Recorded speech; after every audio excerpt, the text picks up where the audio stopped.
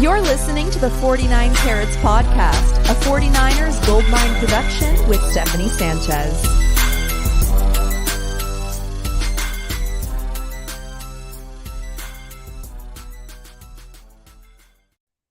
Okay, what's going on, everyone, and welcome to another edition of the 49 Carats Podcast. I'm your host, Steph. Apologies about the audio sitch right before this. Didn't have my mic plugged in. I mean, rookie mistake on my part, especially from a former audio student. But I am back, so thank you guys for dealing with that, staying patient. Before we talk about 49ers' first preseason game, going against the Packers tonight, let's go over some 49ers news really quick. Undrafted free agent safety Leon O'Neal, who the 49ers have had all throughout training camp. You know, he was waived earlier this week. He cleared waivers. Yesterday, he reverted back to IR. Today, the 49ers released him from injured reserve with an injury settlement. So who knows what will happen with Leon O'Neal going forward. There's always a possibility, you know, if no other team picks him up, maybe the 49ers bring him back on the practice squad. Who knows? But that's the case with Leon O'Neal. We won't be seeing him all throughout this preseason. Another thing that happened, we got these reports coming out that the Browns will consider acquiring Jimmy Garoppolo if Deshaun Watson's 6-game suspension were to increase, which at this point, we got to feel like there's a really good chance of that happening, right? Because there was a 6-game suspension. It was appealed. And the whole point of it being appealed was hoping that it will get increased, right? So if there's more than 6 games, I'm thinking 8 or more at this point maybe is a possibility for Watson's suspension. I think there's a good chance that Jimmy could end up in Cleveland. We will see. We're going to keep monitoring that situation. But let's get right into this 49ers first preseason game. Some of you commented and let me know who you guys are going to be keeping an eye on today. I'm going to tell you, but you guys can tell me too in the comments. Make sure you let me know who you guys are going to be watching when you guys watch the game. Oh my God, I'm fangirling right now. We got Angie in the comments. What's going on, Angie? She said Browns ending up with Brissett under center for an entire year would be sweet justice. That's true. That's true. They don't deserve Jimmy, TBH, but we'll see. What's going on, Mariah? What's going on, Kyle? Kyle asks, does Jordan Mason get the mysterious ingrown toenail treatment? That's a good question, and definitely something that we'll keep an eye on as roster cuts happen and are looming. So let's get right into this. You guys continue to tell me who you guys will be watching and subscribe to the channel if you're not already. Like this video. Let's try to get to 15 likes on this one. Show some love. Let's get it up in the algorithm. All right, here's what I'm going to be watching. So obvious answer that we're all going to be watching is Trey Lance, right? But in particular, what I want to see from Trey Lance. One, how long does he play? I mean, that's what I'm really curious about.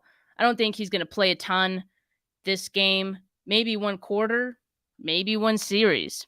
Who knows? But I know that we're all very excited to see him play at any capacity in a, real game. So I want to know, like, how is he going to look like going against a defense that isn't the 49ers defense, right? Because all throughout training camp, he's had the tough task of, trying to look good, impress his coaches, like going against one of the top defenses in the league. Not that the Packers defense is a slouch, right? But, I wouldn't say they're the best, though they have improved. So we'll see what Trey Lance looks like against the Packers defense.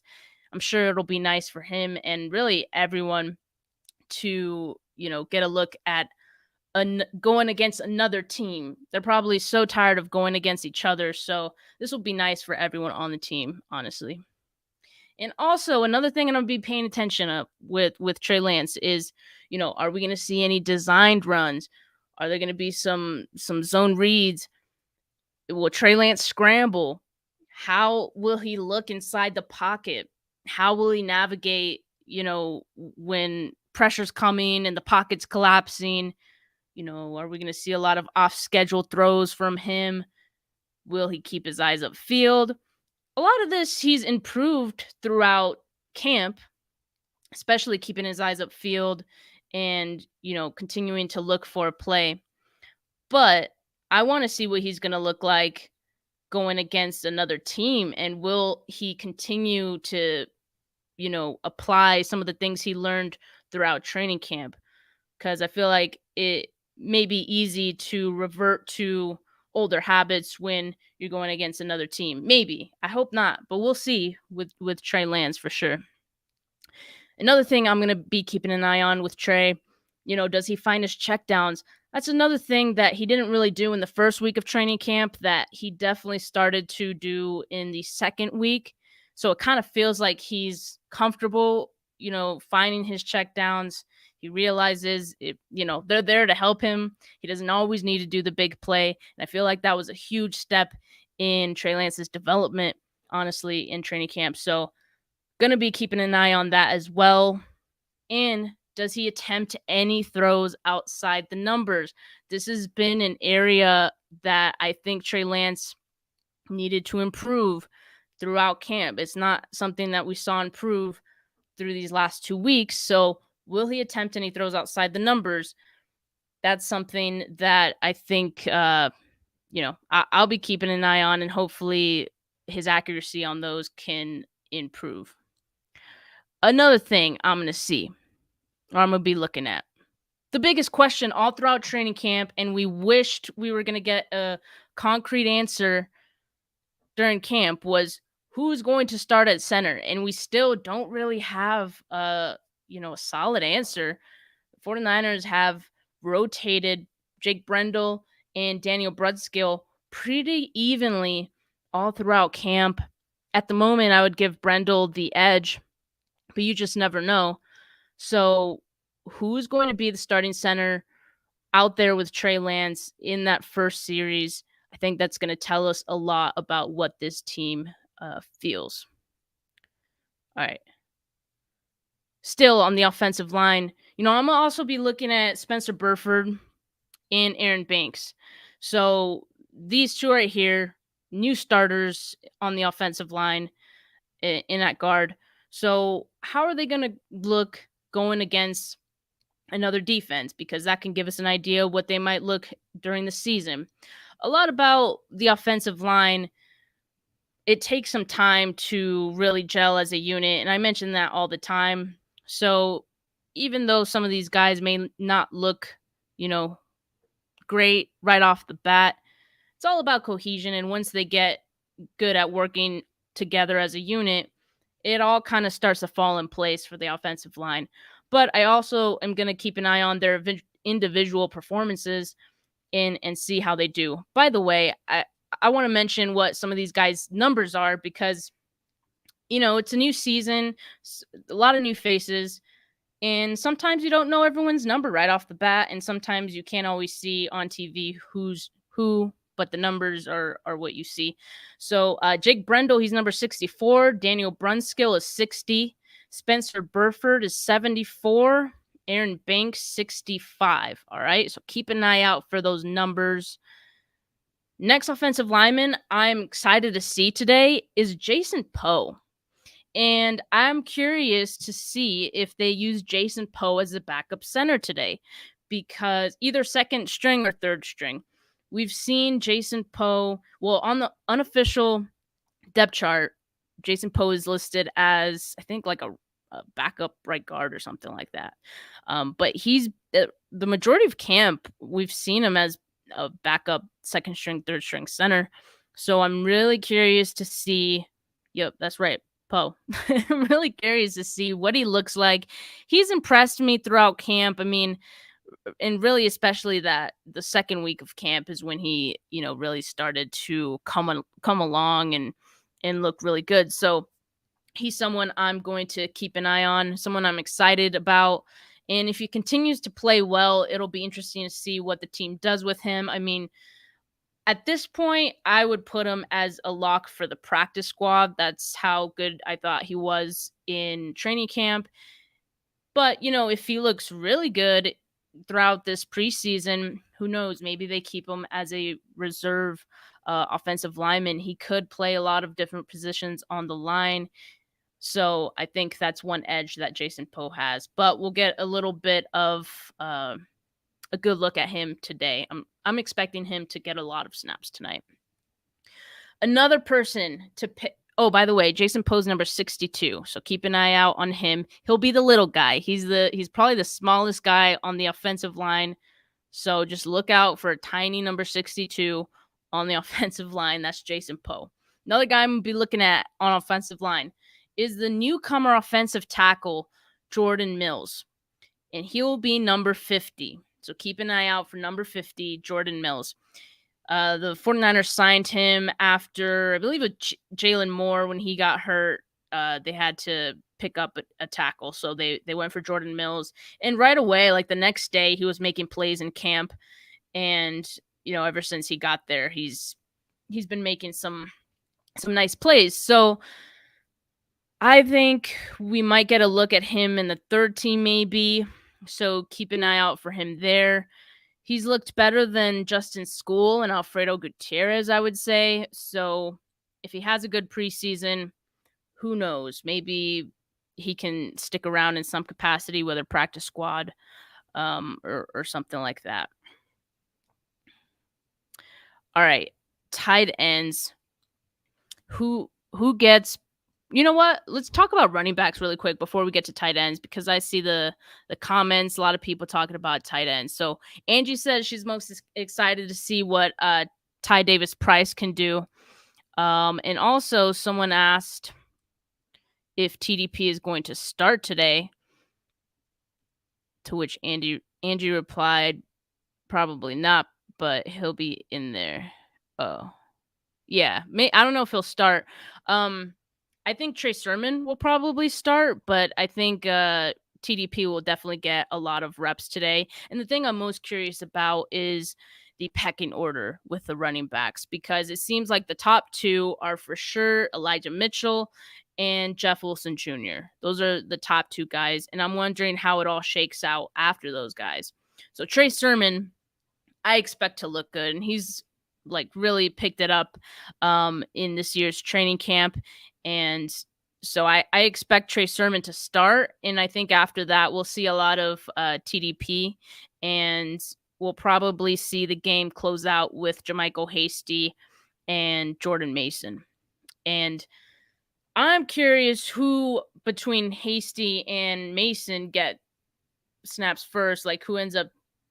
That's the one kind of battle I'm paying the most attention to.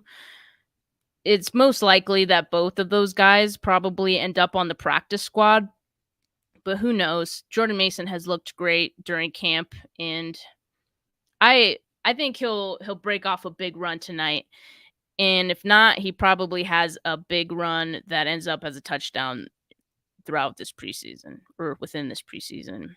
So we'll see. I'm excited for Jordan Mason and seeing what he can do today. He's a tough runner and really good at finding the holes and cutting and, really making himself skinny to fit through, small areas. So excited about him.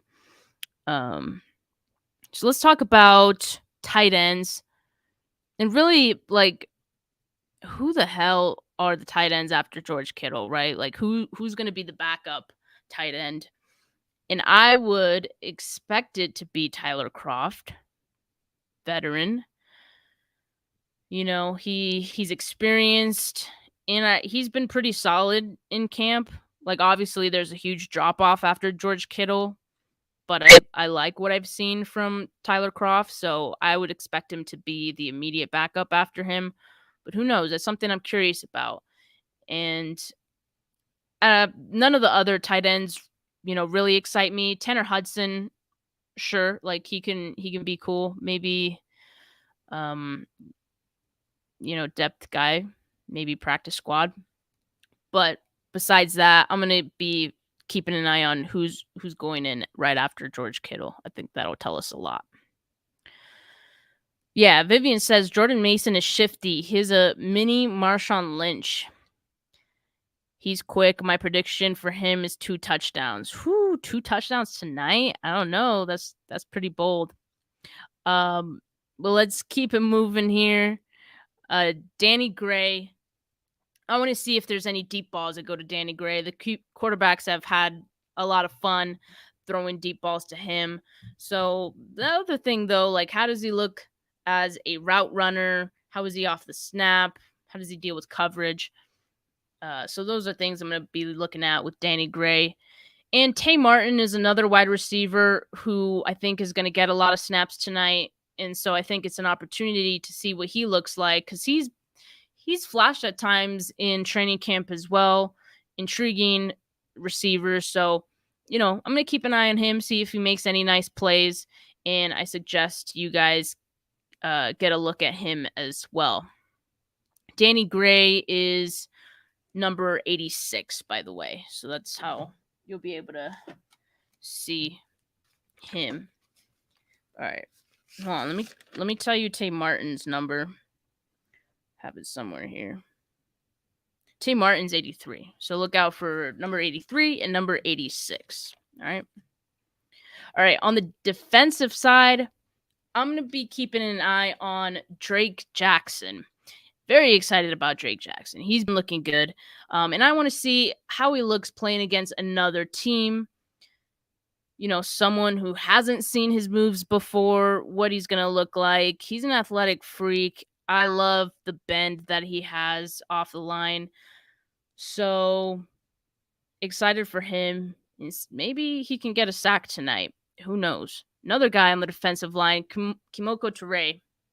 Does he whip out the spin move? Does he get a sack? I would count on Ture getting a sack, or if not, his pressure would open up a sack for somebody else, because he's been having a lot of success this training camp. And watch out for a spin move, because it's nasty, and that's how he wins a lot of the time. Angie says, can't believe I get to watch a team that poses a vertical threat. Seriously, we need that so bad. Any thoughts on signing Ken Crawley? Vivian asks. It's mostly just needing a body out there, right? Because they're really short on corners. So I don't think it's anything more than having another veteran presence while some of the other veterans are out with their injuries. So, I don't think he has obviously an uphill battle to make the roster or anything like that. So I don't think it's anything more than just needing a guy out there as far as depth goes. Is Ayuk and Gray starting? That's a good question. I'm not sure. I don't think Danny Gray would start.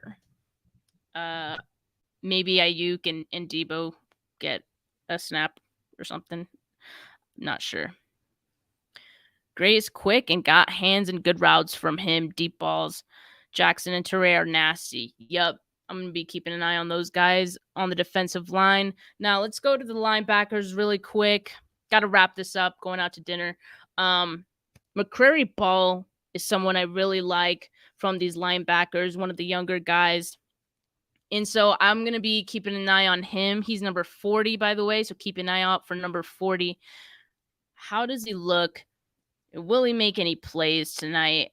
I think that he will, but we'll see. And I think he's going to get a lot of snaps tonight, just being the fact that, he's a little lower on the totem pole. There's a lot of linebacker depth on this team. So he'll probably get a lot of snaps. And I like him as a preseason, as a practice squad option for this team. McCrary Ball. He could be one of those guys that develops into, an eventual starter, I think. All right. Domindor Lenoir. Will he make any plays? He has looked good in training camp. He's someone that I've been really liking. And I want to see, will he even be targeted? Because he's had some really good coverage, and he's really aggressive, when it comes to going after the ball and getting his hands on it. pass breakups. He's gotten a lot of those throughout camp. So he's a feisty guy. I think he makes a play either in this game or, one of these other preseason games. So excited to see what he brings tonight.